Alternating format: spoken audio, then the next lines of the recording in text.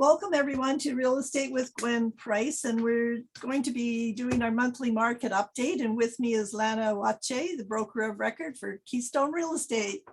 Hey, good morning. Hey, how are you doing? I'm doing great. The sun is shining. It's I been a know. great happy Mother's Day. Happy Mother's Day to everybody. Yeah, it was a great, had a wonderful day yesterday, even though I worked a bit, but still it was a beautiful afternoon and the weather was great, and it's going to be very hot this week. So Yep. I love May. May's my favorite. Well, everything's nice and starts to grow and things are Yeah. starting to green up and bud out. So yeah, it's nice. And we get some really hot days that don't involve too many bugs. Yeah, nice, perfect. Yeah. Anyway, just to give a little update on what's been going on with the average sale price. Basically, for the last 3 months now, it's been relatively flat. It's still showing around 488 or 500 and some, depending which set of stats you look at. And the listings are down 8% from last year, and the sales are down 11%, but the average sale price is up 31% since the end of April last year to this year. So, but we were talking before we started here that you see little glimpses that things are changing. Yes. Maybe not to the degree what's going on in Toronto, but here, now that the average sale price has been 3 months kind of relatively flat, that you see little glimmers of hope maybe for the buyers. Yes, I think so too. I think the market is starting to shift a little. I'm hoping that and what I've seen from myself and other agents is you're not getting as many, in some circumstances, like this isn't a broad, not everybody, not getting as many showings, not getting as many offers. I'd like to see the market go back to a balanced situation where buyers have the chance to do their due diligence, to, get their mortgage pre-approval, get their home inspection done, take some more time to actually make these decisions. I think it's going to be better for everybody in the long run. I really do. I'm anxious to see us come out of this frenzied market. I just don't find it good for the whole general population. Yeah, and I know a lot of people think we love this kind of thing, and but yeah, the sellers love this kind of thing unless they are also in a situation where they have to buy something and compete with everybody else. So that situation, it's just, you want some calmness, and yeah, still people from the outside of Sudbury, if they're coming from Toronto, whatever, look at us as, okay, we're still a pretty good deal. Our average sale price is much lower than they are. If you're looking at investment and rentals, the rents are fairly high, so it's not a bad place to park your money. But but yeah, it's challenging for first-time buyers, and like I was saying to you, even today, 2 different price ranges. One listing is in the 700 range, and the other one's in around the 400 range, and both of them I'm competing on offers. But probably we would have maybe seen many more offers than we're that's going to happen today, but who knows? It's been challenging, and everybody wants to try to figure things out. But I was kind of waiting to see what was happening by the end of April, if in fact what I felt was happening, that the average sale price wasn't changing. And of course, stats, you can do lots of things with them, but it's an overall trend that we're seeing. Yes. Yeah, I agree. It is like you say, with the average sale price staying relatively flat, that is a good indication that hopefully things are starting to smooth out for everybody. Yeah. And there's I mean, it's still first-time buyer. Yeah, we need more affordable housing in this area, and it's not going to happen from because new construction is, you're basically starting to talk $1 million for a single family home for a lot of areas. So that's not where the help is needed for you know, the seniors, if a senior wants to sell their house, where are they going to go right now? Even if they want to buy something, you know, maybe with one level, it's challenging. We just don't have the inventory. And if they want to move into an apartment in a particular building, that's challenging, you know, so we need some help for the seniors, because if they do want to leave their house, where are they going? It's the first question I ask. Yeah, and I have quite a few seniors that have asked me, you know, they want to sell their houses now. They want to, you know, cash out and take advantage of the great market, and that's wonderful. But when you look at the overall, okay, you know, you're going to sell your house, well, you have to live somewhere. If you're waiting for something to be built, let's say, you know, you're going to end up spending the revenue that you've gained in your sale now on rent for a year, because new construction is so low.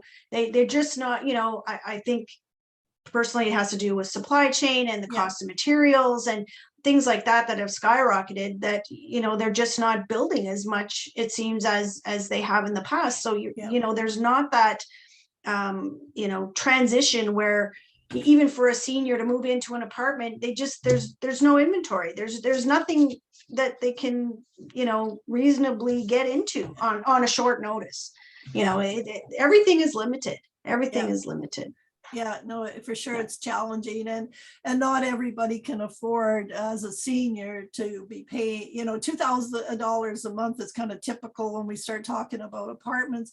But then if you're talking about, you know, retirement homes, or you're talking about, you know, retirement communities, and you're paying $4,000 and up, and that in itself is challenging too, especially, you know, for a widow who maybe didn't work outside the home, and she's got old age pension, and maybe they have some other savings or something, but it doesn't take long before that's diminished. And you depend on the equity in your house and to take you through, you know, the coming years. So it is very challenging.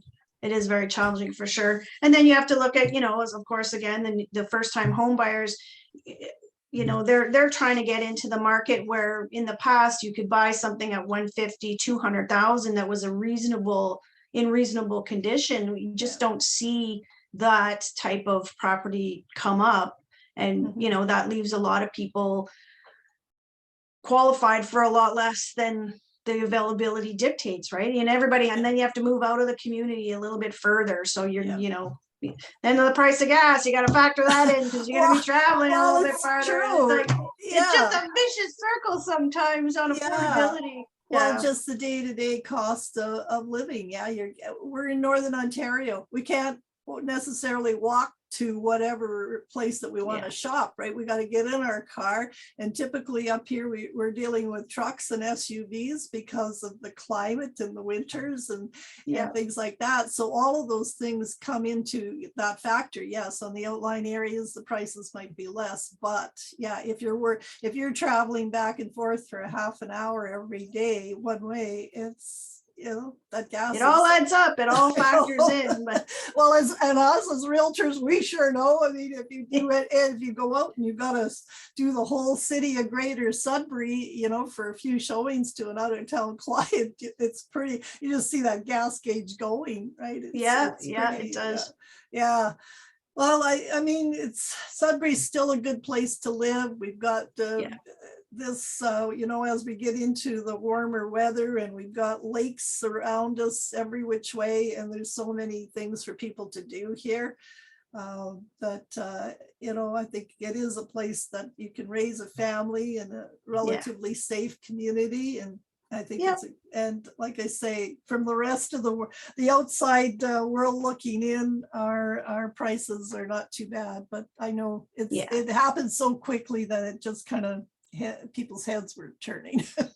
And I think what you have to look at too, when a lot of the media talks about the average price across the country, and it gives a very skewed view, because you have huge centers like Toronto and Vancouver. When you factor those huge centers out of the average price range, and look at the actual majority, like the rest of the country, you get down to a more reasonable average sale price. And Sudbury is one of those, the more reasonable average sale prices to live. Like you say, we got great features here, great tourism, great lakes. You know, if you want to do anything outside, this is the place to go. Yeah. So we do still have a lot to offer. And I'm just fingers crossed that our market goes back into a more balanced situation that, you know, everybody can benefit. Everybody can. So yeah, because even if you've owned your home for a few years, the prices have gone up. Like just even where was my? I think we've gone up 64% since 2019. You know, just even 22% from the end of last year. So if you've been in your house for a while, you've already got equity built into it, right? So so if you do have to sell, you've hopefully you've got lots of equity in there that you can decide what to do with it. So I think people are waiting. You keep hearing it. I'm going to wait till the market crashes. It's not going to crash here. That's my belief anyway. It's going to stabilize and have more opportunities for buyers, but you know, all of a sudden we're not going to go back to, you know, like under 300,000 for a house. It's not going to happen. No, we would all, the whole country, the whole world would be in a crisis, because right now Sudbury's doing very well on the, considering, you know, some of the other parts of the world economies, we're doing pretty well with mining and that. So there's, and we don't, I haven't seen those huge dips and you know, peaks and valleys that we would have years and years ago. You don't see that very often here at all. No. So it's a much more stable market here. Well, thanks, Lana. And that's, I mean, there's some, you know, maybe that's some good news for some buyers, that things are calming down somewhat. And that there's not all of a sudden some kind of crazy explosion, but we are still in multiple offers. There's still not enough listings. And when you, like when I say we're down 8% from last year for listings, that's one of the reasons why the inventory just isn't there. So, exactly. Anyway, thanks very much. Enjoy the rest of your beautiful day. And it should be get outside and enjoy the sunshine. Take care. Thanks a lot. Thanks. Bye-bye.